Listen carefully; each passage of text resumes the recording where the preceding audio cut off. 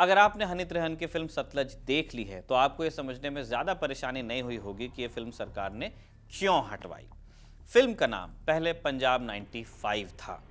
1995 वाला 95 पंजाब में उग्रवाद के सबसे भयावह दौर के ठीक बाद का साल। वो साल जब जसवंत सिंह खालड़ा ने एक प्रेस कॉन्फ्रेंस करके बताया कि किस तरह पंजाब में उग्रवाद से निपटने के नाम पर मानवाधिकार उल्लंघन की घटनाएं हुई। 1995 ही वो साल भी था जब सितंबर महीने की 6 तारीख को जसवंत सिंह खालड़ा आखिरी बार जिंदा देखे गए।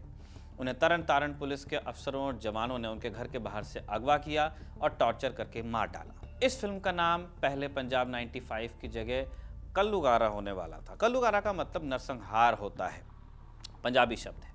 सिख इतिहास में इस नाम से दो बड़ी त्रासदियां दर्ज हैं। छोटा कल्लूगारा जब 1746 में मुगल फौज और सिखों की लड़ाई के बाद लाहौर के शहीदगंज में कत्लेआम हुआ। गुस्सा सिख फौज से था लेकिन उतारा गया लाहौर के आम सिखों पर, औरतों बच्चों पर। इसके बाद 1762 में वड्डे कल्लूगारा का जिक्र आता है।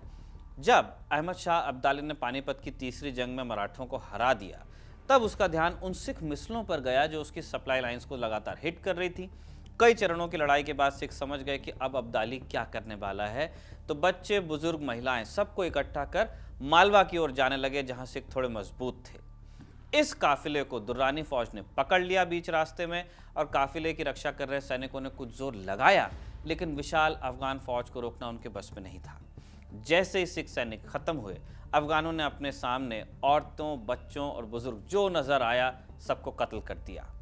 हजारों जानें गई और क्रूरता की वो हदें पार हुई जिन्हें बयान करना मुश्किल है। फिर इंदिरा गांधी की हत्या के बाद हुए सिख विरोधी दंगों को भी 1984 का कल्लूगारा कह दिया जाता है।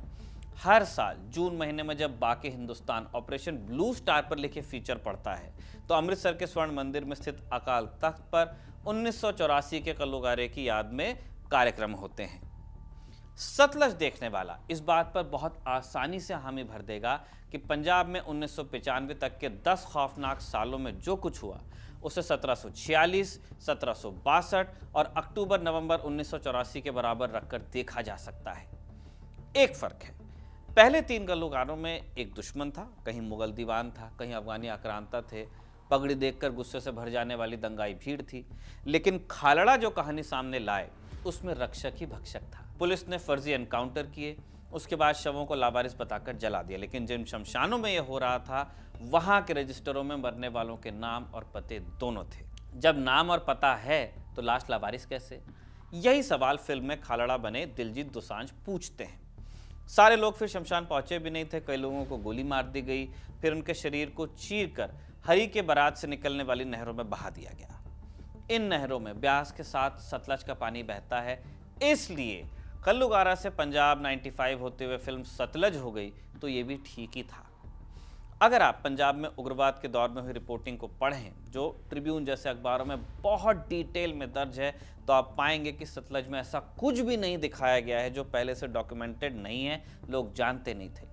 अक्कड़ बक्कड़ बम्बेबो करके मारने वाला एसएसपी वाकई पंजाब में था। लखविंदर सिंह नाम के एक पुलिस अधिकारी ने ऑन रिकॉर्ड ये बात बताई है, आप यूट्यूब पर वीडियो जाकर देख सकते हैं। खालड़ा जिन घटनाओं के खिलाफ आवाज उठा रहे थे वो शुरू सुरजीत सिंह बरनाला की अकाली सरकार के वक्त में हुई थी, लेकिन हिंसा का जो असल चरम देखा गया वो पंजाब में राष्ट्रपति शासन और फिर बेअंत सिंह की कांग्रेस सरकार के वक्त था। आज न अकाली और न कांग्रेस शासन में है, तब इसकी सामग्री की जांच के लिए मौजूदा सरकार ने पैनल क्यों बिठाया?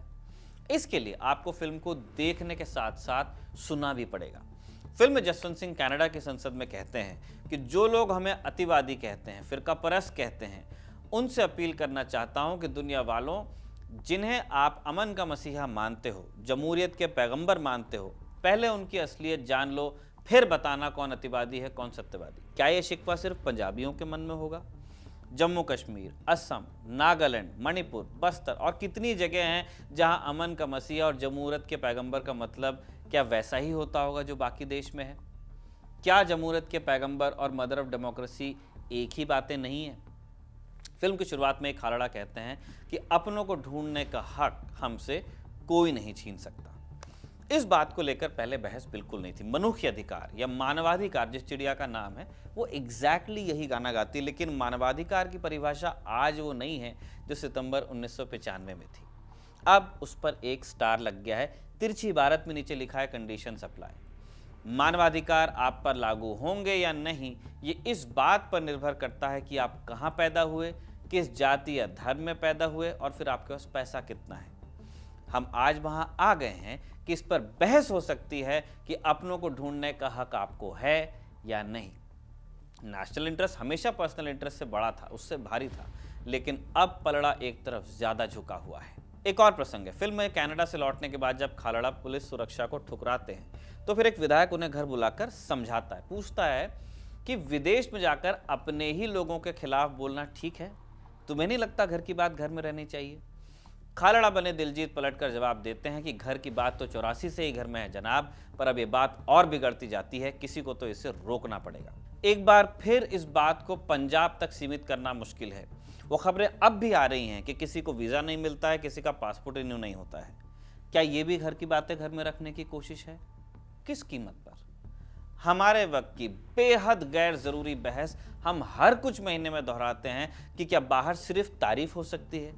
अगर तारीफ हो सकती है तो लाशों का हिसाब क्यों नहीं हो सकता है? लाशों का हिसाब नहीं हो सकता है तो तारीफ भी क्यों होती है? बाहर कौन जा सकता है, क्या कह सकता है? ऐसे अनगिनत दृश्य हैं, डायलॉग्स हैं, जिनके चलते 3 जुलाई से लोग अपने दोस्तों को सलाह दे रहे थे कि ZEE5 का लॉगिन नहीं है तो मुझसे ले ले भाई, लेकिन देख ले वरना ये उतर जाएगी। आपको समझ आता है कि प्रसून जोशी ने CBFC चेयरमैन रहते हुए हनीत रहन से उनकी फिल्म में 125 कट्स लगाने के लिए क्यों कहा होगा। वही प्रसून जोशी जिन्होंने रंग दे बसंती के लिए डायलॉग और गाने लिखे थे। वो फिल्म याद कीजिएगा किस बारे में है। सतलज सिर्फ सरकार के हाजमे की ही परीक्षा नहीं लेती है, अगर आप गौर से देखेंगे तो उन सारे लोगों को चुनौती देती है जो इस दम में जीते हैं कि हम तुमसे बेहतर जानते हैं, बेहतर समझते हैं। एक बड़ा कच्चा पक्का शब्द है लिबरल लेफ्ट। फिल्म का सबसे मारक डायलॉग बहुत आसानी से गुजर जाएगा अगर आप ध्यान नहीं देंगे। क्या होता है? खालड़ा बने दिलजीत एक गांव में लोगों को लामबंद कर रहे हैं, उनको मोटिवेट कर रहे हैं। कहते हैं कि लाश चाहे किसी खाड़कू की हो या किसी आम आदमी की, उस पर सिर्फ उसके परिवार का कानूनी हक है। ये सुनकर हमें ग्रीन माइल का एक प्रसंग याद आता है। कैदी को मौत की सजा हो गई है, एक रेड इंडियन था जिसको सजा हुई है, अब शव रखा हुआ है स्ट्रेचर पर। तो एक प्रिजन गार्ड आता है, पर्सी वेटमोर जिसका फिल्म में नाम है, उसका मजाक बनाता है, चीफ करके उसको संबोधित करता है कि नर्क की गर्मी कैसी है बताना। इस पर एक दूसरा प्रिजन गार्ड वहां आता है, ब्रूटस हावल जिसका नाम होता है, बड़ा सा झिड़कता है और कमाल की बात इसको कहता है, he has paid what he owed, he square with the house again, so keep your goddamn hands off him। यानी ये अपराधी था जो स्ट्रेचर पर है, लेकिन इसकी जान ली जा चुकी है। समाज को अपना बकाया इसने अपनी जान देकर चुका दिया, अब इस पर किसी का कोई दावा नहीं है। सोचने वाली बात कितनी है। कमाल की बात है कि फिल्म की जो सबसे मजबूत लाइंस में से एक है, वो फिल्म के नायक टॉम हैंक्स नहीं कहते हैं कि जो दर्शन है एक ऐसे जेल गार्ड की बात से निकलता है जिसका गुण उसके शरीर की ताकत है, बड़ा बल्कि आदमी है, न कि एक दार्शनिक दिमाग उसके पास है। लेकिन इस आदमी को जिंदगी और मौत, इन दो शब्दों का वजन बहुत अच्छे से मालूम है, क्योंकि वो दिन रात अपने सामने लोगों को मरते हुए देखता है, मौत का इंतजार करते हुए देखता है। फिल्म का रेफरेंस हुआ असली जिंदगी में आई है। नेटफ्लिक्स पर एक डॉक्यूमेंट्री सीरीज है, mini series Hunt for Veerappan नाम से, देखनी चाहिए। इसके अंतिम एपिसोड में वीरप्पन को STF ने मार दिया है। के विजय कुमार की जो है पुलिस शवों का पोस्टमार्टम करती है और फिर लकड़ियां और टायर इकट्ठा करने लगती है। तो वीरप्पन की पत्नी शिकायत करती है कि पुलिस शव दे नहीं रही है। तब कोलातुर मणि जो एक तमिल राष्ट्रवादी नेता हैं कहते हैं कि पुलिस का काम वीरप्पन को गोली मारने पर खत्म हो गया, अब इस बॉडी को जलाना है, दफनाना है, क्या करना है इसका उसमें आप दखल मत दीजिए, ये हम तय करेंगे, समाज तय करेगा। आप ध्यान दीजिए, उस व्यक्ति के शव की बात हो रही थी जिसने 250 से ज्यादा लोगों की जान ली, जिनमें से आधे या आधे से ज्यादा आप कह लीजिए पुलिस वाले थे, फॉरेस्ट गार्ड्स थे। कोलातुर मणि की ही तरह फिल्म में जसवंत सिंह की पत्नी पूछती हैं कि क्या मनुष्य हक सिर्फ जिंदा लोगों के होते हैं, उनकी लाशों के नहीं। अब आप वापस आइए, जो बात हमें सतलज में जसवंत सिंह खालड़ा के मुंह से सही लगती है, ग्रीन माइल में दर्शन प्रतीत होती है, जो बात कोलातुर मणि ने असल जीवन में कही, मनवाई भी, जिसे परमजीत कौर ने दोहराया तो हमें अच्छा लगा, क्या हम वही बात तिहाड़ में दबी लाशों के बारे में कह सकते हैं? सरकार से तो ये खूब पूछा जा रहा है कि केरला स्टोरी आ सकती है तो सतलज क्यों नहीं, लेकिन क्या हम खुद से पूछने को तैयार हैं कि वीरप्पन और खालड़ा का तर्क मकबूल भट्ट पर लागू होगा या नहीं? वीडियो ना प्राइवेट करना पड़ जाए हमें, इसलिए हम ये कह देते हैं कि इस बारे में हमारी राय नहीं है। जनता अपने विवेक से फैसला करे। हम सूचित कर रहे हैं कि ऐसा एक सवाल सतलज ने उठाया है और सतलज को यही बात एक बहुत असहज करने वाली फिल्म बनाती है। वो सिर्फ निजाम पर सवाल नहीं उठा रही है, चाहे अपने वक्त के चाहे आज के। वो दर्शक की भी परीक्षा ले रही है कि तुम कितना देख सकते हो, कितना बोल सकते हो। लेकिन इस तारीफ का ये मतलब बिल्कुल नहीं निकाला जा सकता कि फिल्म में कोई कमजोरी नहीं है। फिल्म शानदार है, सटीक है, लेकिन उसने मुखर होने के लिए एक पक्ष चुन रखा है और इस चक्कर में वो कभी इनसेंसिटिव लगती है तो कभी शातिर भी लगती है। फिल्म बारीकी से पुलिस ब्रुटैलिटी के बारे में बताती है, उस खेल के बारे में बताती है जो पुलिस के लोग परिजनों के साथ खेलते थे, लेकिन ये सारी घटनाएं वैक्यूम में घटती लगती हैं। अगर आप सिर्फ फिल्म के फ्रेम की बात करें, आपको ये नहीं बताया जाता कि ये घटनाएं किस टाइम और स्पेस में हो रही थी। सिख अलगाववाद ने जिस आतंकवाद को जन्म दिया था वो भी फिल्म के एक भी फ्रेम में आपको नजर नहीं आता है। इक्का दुक्का लाइन में जिक्र आता है जब सीबीआई अफसर समुंदर सिंह पंजाब पुलिस के एसएसपी सुग्गा से बात करता है तो सुग्गा उसको कहता है कि हमारी एक गोली यहाँ कितनी गोलियों के जवाब में चलती है ये तुम्हें बाहर से आकर समझ नहीं आएगा। केपीएस गिल से प्रेरित पात्र है, उसको एक आईएएस ऑफिसर कहता है कि पंजाब को पुलिस स्टेट तो मैं रहने नहीं दूंगा, जबकि हमें फिल्म में ये नहीं मालूम चलता है कि पंजाब में पुलिस डिस्ट्रिक्ट्स बनाने की जरूरत क्यों पड़ी थी। मुख्यमंत्री बेअंत सिंह की हत्या को इस तरह दिखाया जाता है जैसे वो डिवाइन जस्टिस हो। चरमपंथियों के समूह के बीच एक सिक्का उछाला जाता है कि धर्म की राह पर कौन कुर्बान होगा। 2 पुलिस वालों में से एक चुना जाता है जिसको फिल्म में आप अपने एक ईमानदार साथी को मरते हुए उसको दिखाया गया है।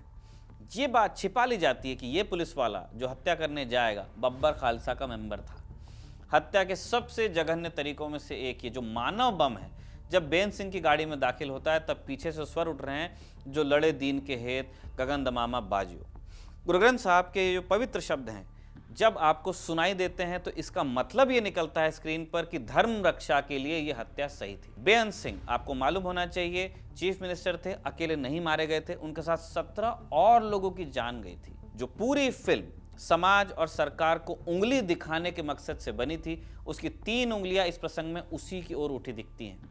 खबरगांव ने इस विषय पर गजेंद्र सिंह भाटी से बात की थी। आप इंडियन एक्सप्रेस हिंदी के सिनेमा संपादक हैं। वो कहते हैं कि फिल्म में क्राफ्ट के लेवल पर कई लूप होल्स हैं। फिल्म का बैकग्राउंड स्कोर किसी व्यक्ति विशेष के हिसाब से बदलता नहीं है, लेकिन जब जब सुग्गा का पात्र आता है उसके पीछे एक सिनिस्टर टोन सुनाई देती है। फिल्म एक पाला तो चुनती है लेकिन ईमानदारी से स्वीकार नहीं करती।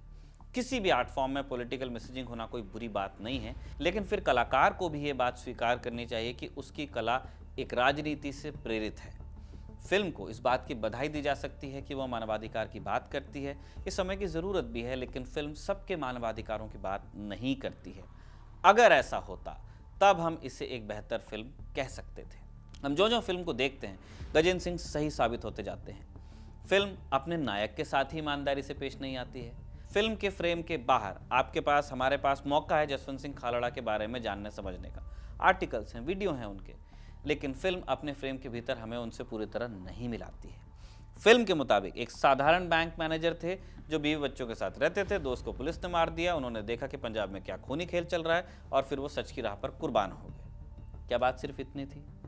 खालड़ा ने एक बहुत महीन बात उठाई थी जिसके लिए उनको बधाई बनती है। उन्होंने मुद्दा उठाया डिग्निटी आफ्टर डेथ का। एक सभ्य समाज का मूल्यांकन बिल्कुल ऐसी ही चीज़ों पर होता है, यहाँ हम उनके साथ हैं। लेकिन इसी के साथ खालड़ा खालिस्तान समेत अपने वक्त के तमाम विषयों पर खुलकर बोलते थे। स्टूडेंट पॉलिटिक्स का उनका बैकग्राउंड था, लेकिन फिल्म खालड़ा को एक ही विषय पर सीमित कर देती है। उनकी पॉलिटिक्स के बारे में कुछ नहीं बताती है, कुछ नहीं कहती है। फिल्म जिस वक्त की है तब खालिस्तान का भूत हवा में तैरता था। इस बारे में खालड़ा क्या सोचते थे, इसे फिल्म में न शामिल करने का क्या कारण रहा होगा, निर्माता ही बता सकते हैं। फिल्म में खालड़ा का जो चित्रण है होलिस्टिक नहीं है, सिंपलिस्टिक है। अब यहाँ पर कोई कह सकता है कि भाई तुमको दिक्कत क्या है, तुम फिल्म देखो, क्रिएटिव लिबर्टी भी कोई चीज़ होती, डॉक्यूमेंट्री तो है नहीं और तुम्हें किसी ने फोर्स भी नहीं किया था देखने के लिए। लेकिन अगर ऐसा ही है तो फिल्म बाकी चीज़ों में रियलिटी के इतने करीब क्यों है? फिल्मकार को एक चुनाव करना पड़ेगा कि वो रियलिटी वाले गेम में है या फिर फिक्शन वाले गेम में है। सच दिखाने का अगर दावा है, बाद में लंबे लंबे स्क्रॉल चलते हैं कि ऐसा हुआ ऐसा हुआ ऐसा हुआ, उसमें सही तो लिखा है। तो अगर सच दिखाने का आपका दावा है तो आप जवाबदेही से फिर नहीं बच सकते कि आपने कौन सा सच दिखाना चुना। खैर, सरकार ने बस इन्हीं 2-3 चीज़ों के चलते इस फिल्म पर रोक नहीं लगाई है। उसका कहना है कि फिल्म का इस्तेमाल एंटी इंडिया फोर्सेस कर सकती थी। ये सूत्रों से उन्होंने कहा। जो सरकार ने सूत्रों से नहीं कहा वो ये है कि अगले साल पंजाब में इलेक्शंस हैं। खैर, एक तर्क भी ठेला जा रहा है कि देखो इसमें पॉलिटिक्स का उतना रोल नहीं है, पार्टी पॉलिटिक्स का। सरकार बस उस कॉन्वर्सेशन को फिर से नहीं स्ट्राइक करना चाहती, फिर से नहीं शुरू करना चाहती जो सेटल हो चुका है। Look at Punjab, how peaceful it looks, why do you want trouble, इस तरह की बातें आ रही हैं। अब इस तर्क पर कुछ कहना किसी की भी सेहत के लिए हानिकारक हो सकता है, लेकिन हम कह देते हैं कि ये बकवास है। गजेंद्र सिंह भाटी इस पर कहते हैं कि किसी भी आर्ट फॉर्म को बैन करना एक कमज़ोर रिएक्शन है। रिलीज रुकवाने से कुछ नहीं होता है, आप फिल्म को आने दीजिए और अपने समाज और अपने इंटेलेक्चुअल्स पर, अपने ओपिनियन मेकर्स पर भरोसा रखिए कि वो डिस्कोर्स को सही दिशा देंगे। एक चर्निंग होगी, उसमें से ट्रुथ निकल के आएगा। चलते चलते इस फिल्म के अचानक आने और गायब हो जाने पर भी बात कर लेते हैं। ये अच्छी बात है कि ZEE5 ने हिम्मत दिखाई, लेकिन वो बात इतनी सिंपल नहीं है कि सिर्फ हिम्मत ही दिखाई गई। प्लेटफॉर्म की लीगल टीम ये बहुत अच्छे से जानती होगी कि ये फिल्म कितने घंटे टिक पाएगी। फिर भी रिलीज हुआ।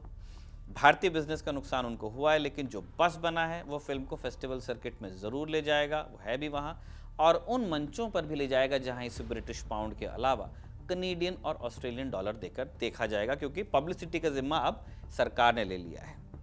और सतलज का हासिल यही है, उसने एक हलचल पैदा की। अपनी तमाम कमियों के बावजूद लोगों को, समाज को और सरकार को सोचने पर मजबूर किया है, और यहीं पर यह फिल्म सार्थक हो जाती है। कमाल की साफ गोई है। आज 2 और 2 4 लिखते हुए कलम सोचती है कि क्या इस सेंटेंस में कहीं कथित डाल दें, माना जाता है, बताया जाता है, लिख दें। जो लिख रहे हैं उसकी जिम्मेदारी किसकी है? लिखने वाला ही सोचता है। लेकिन सतलज बड़ी साफ गोई से कहती है कि इंसान हवा में गुम नहीं हो सकता है, लाश का भी हक होता है, और अगर घर के अंदर कोई सुन नहीं रहा हो तो बोलने का मंच बाहर भी हो सकता है। तो जिस साफगोई के साथ सतलज ने अपनी बात कही है, उस साफगोई के साथ हमने सतलज के बारे में अपनी राय रखने की कोशिश की है। ये बात आपको कैसी लगी आप कमेंट बॉक्स में लिख के ज़रूर बताइएगा। किसी चीज़ से आप अगर डिसएग्री करते हैं तो ज़रूर लिखिएगा। हम कोशिश करेंगे उस फीडबैक को आने वाले जो अपने प्रेजेंटेशन होंगे उसमें शामिल करने का। इस वीडियो को तौफीक ने रिकॉर्ड किया है। आप देखते रहिए खबरगांव।